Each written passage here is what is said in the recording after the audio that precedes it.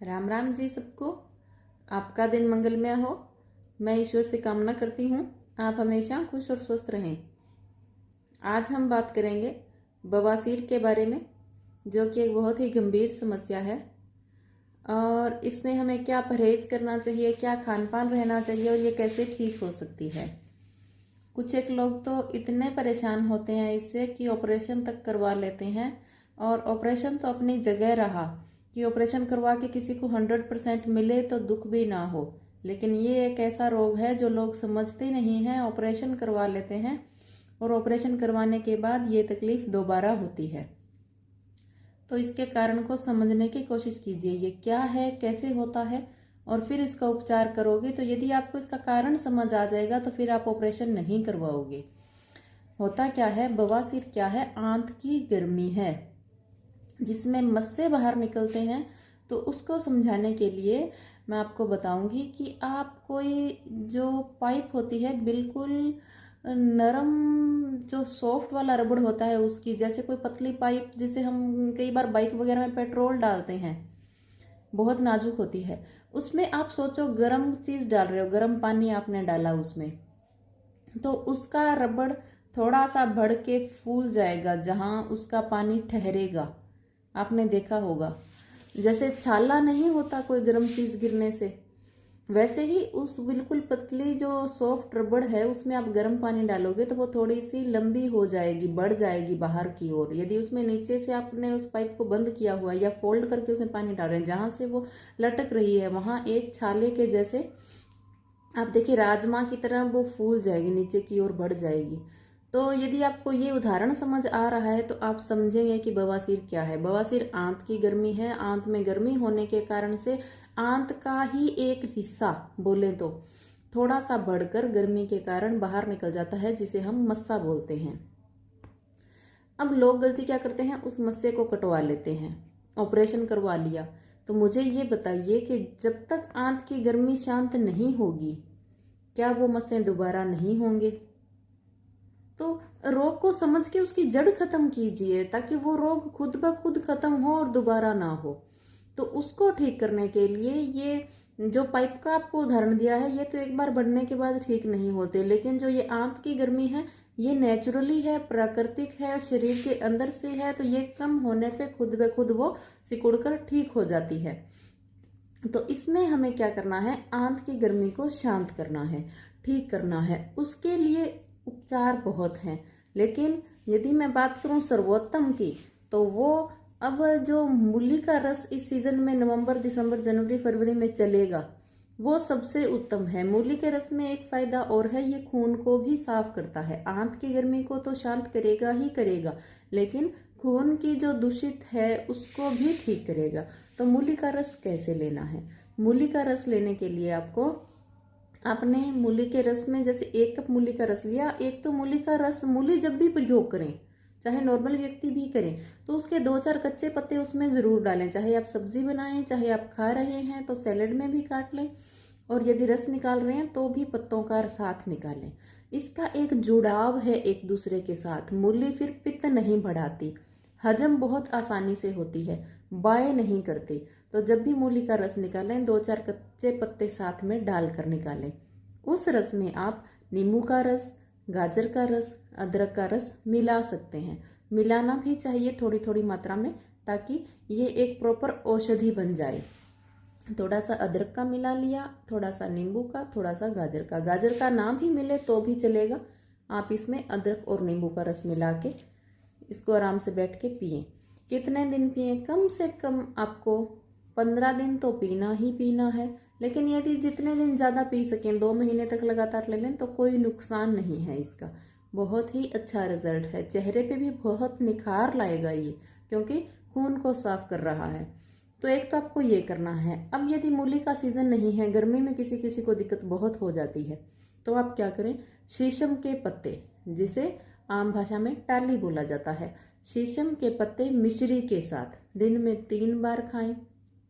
देखिए इसका पेस्ट जब बना लेते हैं ना हम, वैसे तो शीशम के पत्ते मिश्री का पेस्ट बना के खा सकते हैं, लेकिन वो बहुत चिपचिपा सा, खाने में इरिटेट अच्छा नहीं लगता। तो इससे अच्छा है आप सीधे थोड़े मिश्री और थोड़ा पत्ते, ये खाने में चबा के यदि खाएं तो ये खाया भी जाता है, अच्छा भी लगता है, कोई बेस्वादा नहीं है। थोड़े से पत्ते ये आप शीशम के ले लें, थोड़ी सी शिट्टा मिश्री ले लें धागे वाली, तो इसको आप चबा के दिन में 2-3 बार खाएं। उसके अलावा एक ट्रीटमेंट और है इसका बहुत अच्छा। आपको करना क्या है, नारियल की जटा को जला के राख बना लेना है, फिर उसको कपड़ छान कर ले, क्योंकि उसके अंदर कुछ एक जो कण बचते हैं जटा के, वो तीखे बालों की तरह वो गले में कहीं हमको चुभ सकते हैं, तो उनको निकाल दें। अब इस जटा की जो राख है इसकी आपको 3 खुराक बनानी है। आप 1-1 ग्राम के करीब इसकी 3 खुराक बना लें। 1 ग्राम सुबह आपको लेना है मक्खन के साथ मिला के, दोपहर में आपको लेना है 1 ग्राम, चम्मच हो जाएगा इसमें, लगभग छोटा 1 चम्मच में ही 1 ग्राम चढ़ेगा, क्योंकि इसमें वेट नहीं होता। फिर आप इसको लें दोपहर में छाछ में मिला के, थोड़ी छाछ में मिला के पी लिया, ऊपर से साफ छाछ पी ली। छाछ भी इसमें बहुत काम करती है। शाम को लेना है 1 ग्राम दूध के साथ। एक ही दिन में 3 खुराक लेनी है। लगभग 90% मरीज का 100% बवासीर एक खुराक में क्योर हो जाता है 1 दिन के ट्रीटमेंट में। यदि फिर भी आपको दूसरे दिन लग रहा है कि मेरा ठीक नहीं है, दिक्कत थोड़ी बहुत रह गई है, तो इसी ट्रीटमेंट को 2 दिन कर सकते हैं लगातार। पहले दिन लिया सुबह मक्खन के साथ, दोपहर में छाछ के साथ, शाम को दूध के साथ। दूसरा दिन फिर ये रिपीट करें, सुबह मक्खन के साथ, दोपहर को छाछ के साथ, शाम को दूध के साथ। लोग गलती क्या करते हैं, लोगों ने सुन रखा होता है कहीं से कि जो नारियल के जटा की भस्म लेते हैं उससे ठीक हो जाता है, उसको सूखा फाँक के पानी पी लेते हैं, लगातार 10-10 दिन तक ले लेते हैं, मात्रा कम ज़्यादा ले लेते हैं, फिर बोलते हैं हमें तो दिक्कत ज़्यादा हो गई, आराम नहीं आया। तो ये आपकी गलती है। आप चीज़ को देखिए, इसको किस तरीके से कितने दिन लेना है। ये इतना ही ट्रीटमेंट है बवासीर का नारियल की जटा से प्रॉपर। बाकी तो देखिए कोई कुछ बताएगा, कोई कुछ बताएगा, उस चीज़ का तो कुछ वो अंत है नहीं। और छाछ की जो मैं बात कर रही थी, बवासीर में छाछ बहुत ज़रूरी है। छाछ आप काला नमक, काली मिर्च और थोड़ी सी जो भुना हुआ जीरा, इसमें ये डाल के टेस्टी भी है, और आपको लगभग 12-1 बजे से पहले 2-3 बार पी लेना चाहिए। सुबह खाली पेट पिए तो बहुत ही अच्छा। एक इसमें खाना हल्का खाएं, बवासीर की दिक्कत है, आप खिचड़ी खाएं, वो बहुत अच्छी है, या नमकीन चावल सब्जियां डाल के बना के वो खा सकते हैं। लेकिन मिर्च मसाले कुछ एक दिन बंद कर दें। हो सके तो कनक बंद ना करें तो कम से कम 6-7 घंटे भिगो के, सुखा के, पिसा के उस आटे की रोटी खाएं। नहीं तो आप देखेंगे 5-7 दिन लगातार चावल खा के देखें, वो भी बहुत अच्छे हैं। तो ये सब चीज़ें हैं जो आप कर सकते हैं बहुत ही आसानी से। अब बात आती है मस्से की। मस्सा बहुत दर्द और तकलीफ देता है। यदि मस्सा निकलता सा है, हमें पता चल जाता है क्योंकि बहुत दर्द होता है, तो उसके लिए एक तो एक्यूप्रेशर पॉइंट है कि हम शरीर को चारपाई जो है उससे मस्से को दबाएं, जितना उसको सहन कर सकें। तो दिन में 2-3 बार यदि आप मस्से को चारपाई से दबाते हैं तो वो वहीं सही हो जाता है, निकलता नहीं है, दर्द खत्म हो जाता है। और साथ में खान पान और ये दवाएं तो आपको लेनी ही लेनी है। उसके अलावा बहुत ही पुरानी चीज़ है। अब कुछ एक लोग तो बोलेंगे कि ये क्या बता रही है, लेकिन जो जानते हैं उनको ये चीज़ें पता है। पहले हमारे बुजुर्ग क्या करते थे, हमारा जो बाथरूम होता है खुद का, यदि कोई कान में जैसे ये कान वगैरह भिंगवाते थे तो भी लगाते थे, कोई गहरा जख्म हो तो वहां भी लगाया जाता था। लेकिन बवासीर के मस्से के लिए ये रामबाण है।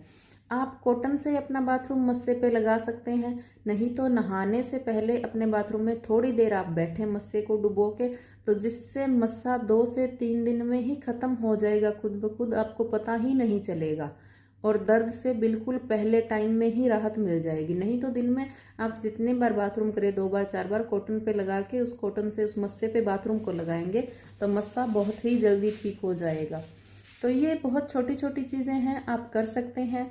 बहुत ही आसान उपचार है। खान पान का थोड़ा ध्यान रखना है, दवाएं जो है आप नियम से लें तो बिल्कुल ठीक हो जाए। एक मस्से पे लगाने के लिए आप मलहम बना सकते हैं, बहुत ही अच्छी मलहम है, घर पे तैयार कर सकते हैं। क्योंकि कुछ एक लोगों को यदि इस बाथरूम से इरिटेशन होती है, वो नहीं लगा पाते, तो कोई बात नहीं, आप दूसरा उपयोग कर सकते हैं। आपको क्या करना है, देसी गाय के घी का मक्खन लेना है।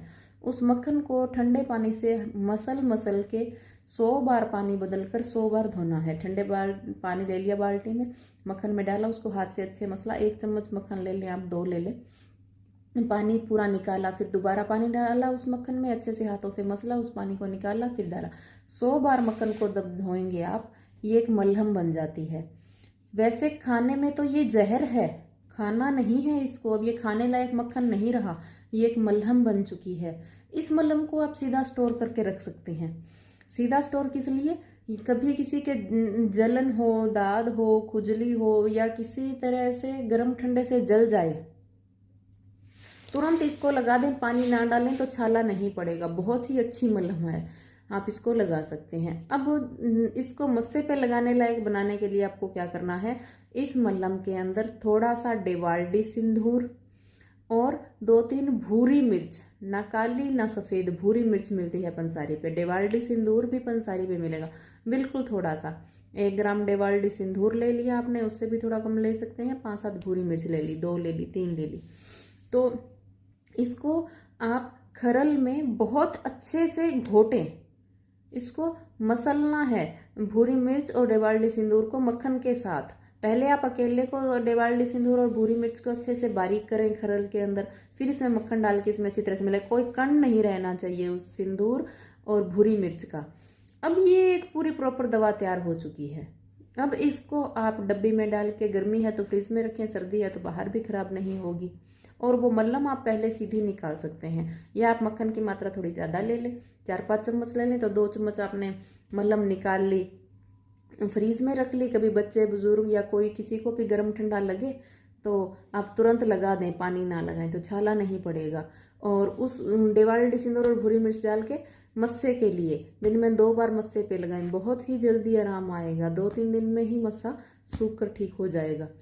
तो ये सब चीज़ें हैं जो मलहम है, खान पान का है, और जो परहेज है वो करें, मिर्च, तेल, मसाले थोड़े दिन परहेज करें, ये सब चीज़ें हैं।